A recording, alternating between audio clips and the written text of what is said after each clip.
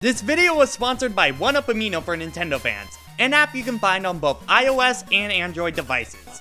On it, you can post questions about different aspects of Nintendo, talk about new events such as speculation for upcoming games or hardware, or just share a joke with others. You may even find some video game reviews on there, wink wink nudge nudge.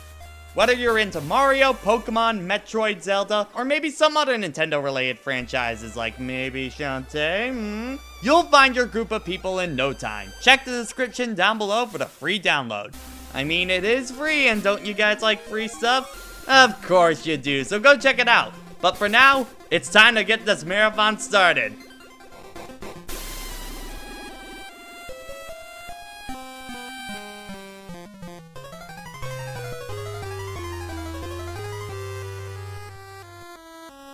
Well, this is a series I know some of you have been waiting for me to do for a while, and to be frank, I really wanted to tackle the Shantae series as well, and now is the time. I noticed in the past she was known by a good amount of people for a while, and recently Shantae has gained a lot more popularity. I go back with her to an issue of Nintendo Power, where Risky's Revenge, the game that I'll be looking at next video, was covered. And to be honest, Nintendo Power is probably how a lot of people found out about the character, because the original game wasn't that popular. Or they learned of her through the Smash Ballot, where she was a popular candidate, with the eventual winner being Bayonetta. But that's a series for a later date. Shantae was published in 2002 for the Game Boy Color, which was seen as an odd move considering that the Game Boy Advance was out by that point. In reality, Shantae started her life back in 1994 from the mind of Matt Bozen and his soon-to-be wife, Erin Bozen, where she came up with the idea of a girl who could dance and transform into different creatures. Matt liked the idea and started to expand the character and world into a full game idea. In 1996, production of the game began with him and his company Wave4 Technology. They had a hard time trying to find a publisher considering how expensive the cartridge would be for them to push the Game Boy Color as much as they were. Eventually, Capcom picked up the game, but because of all the financial risks that the game had, considering it was a late Game Boy Color game and the expensive to make cart, Capcom released it in small quantities. And if you want to find one of those original cartridges, well...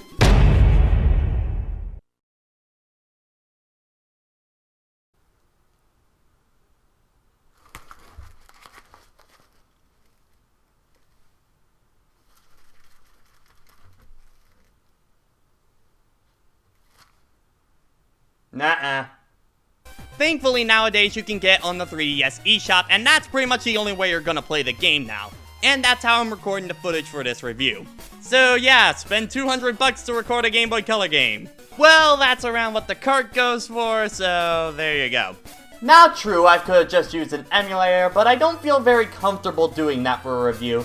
Plus, I like to support devs whenever I can. I mean, game development isn't exactly easy, and they have to put food on the table as well, so, you know.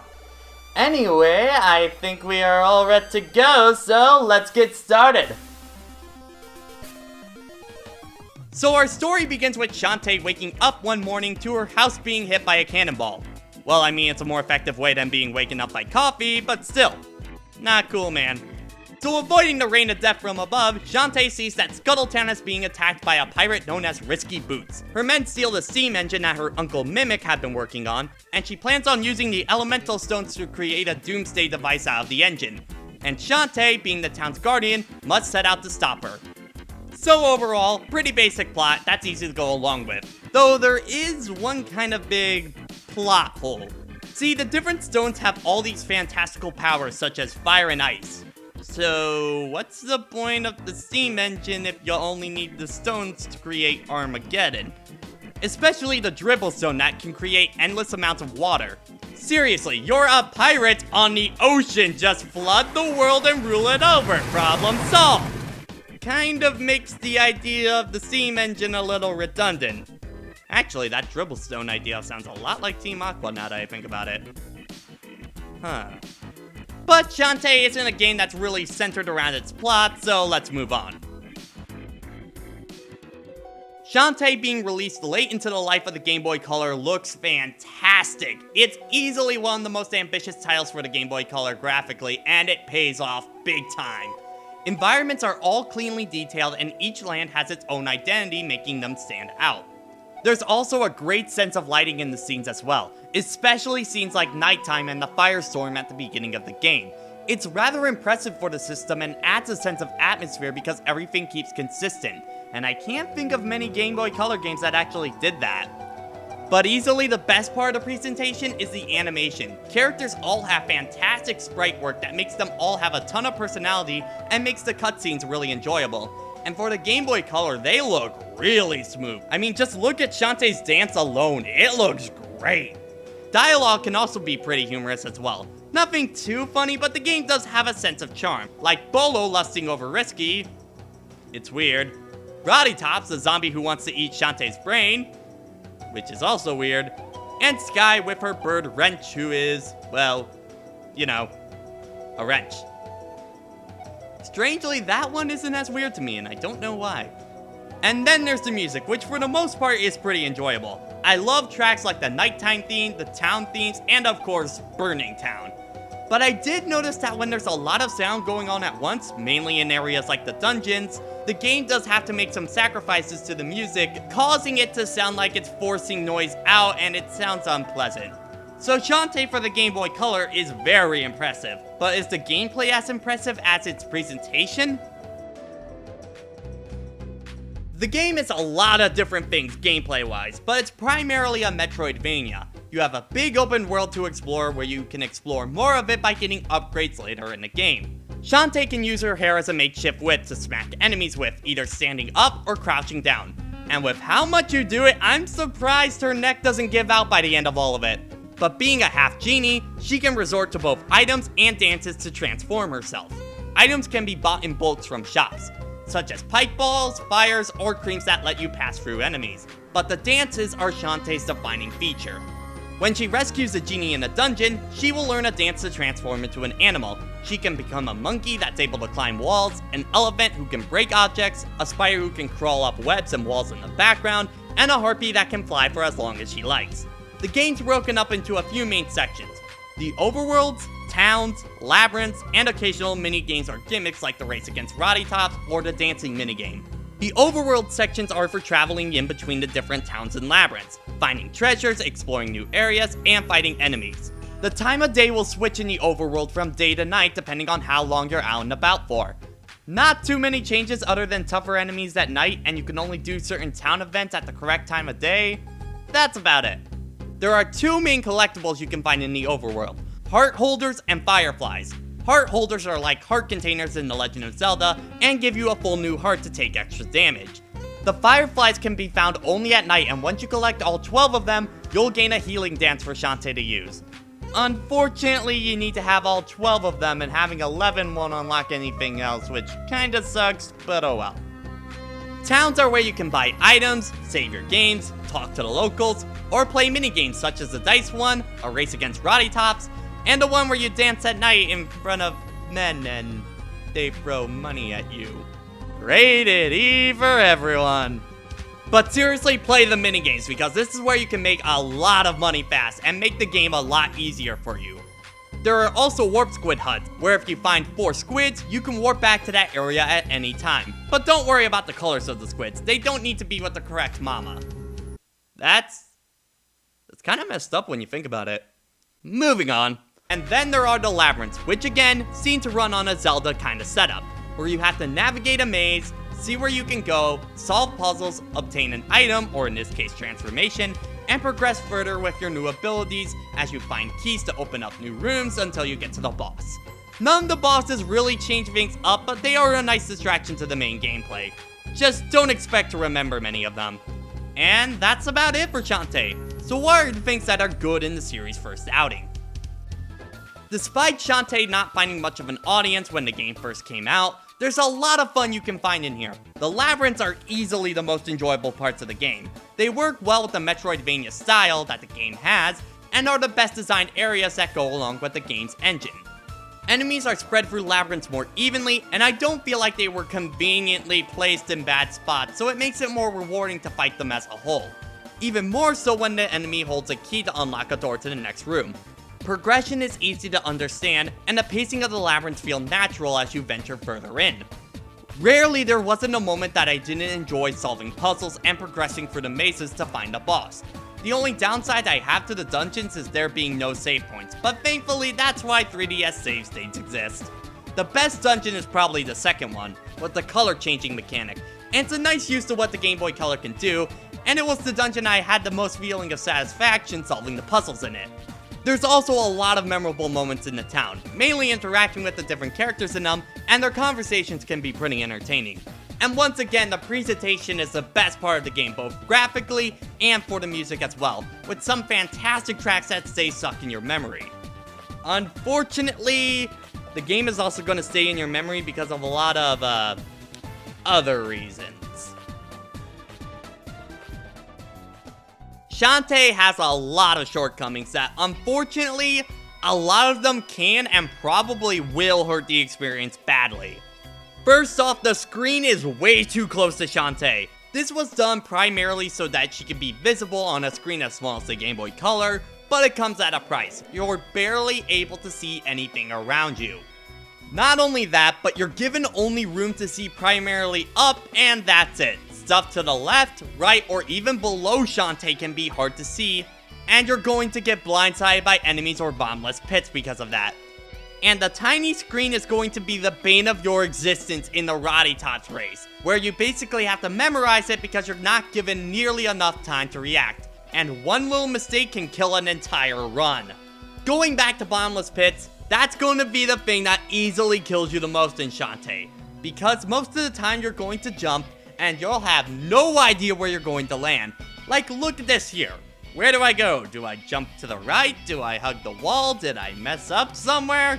Nowadays, I know that your best option is usually to hug the wall and go down slowly, but it wasn't like that my first playthrough and will most likely be the same for you. This also applies to regular platforming as well, because the camera keeps Shantae in the same place at all times. So when you're platforming, most of the time you can't see the platform you're jumping to, which creates disorientation at points. Plus, what sucks about the bottomless pits is that falling into one sends you all the way back to the beginning of the screen. And the screens in Shantae get long. Basically, between two towns is only 2 screens. So if you kick the bucket from a bad jump right at the very end, you need to redo that entire section to get another shot.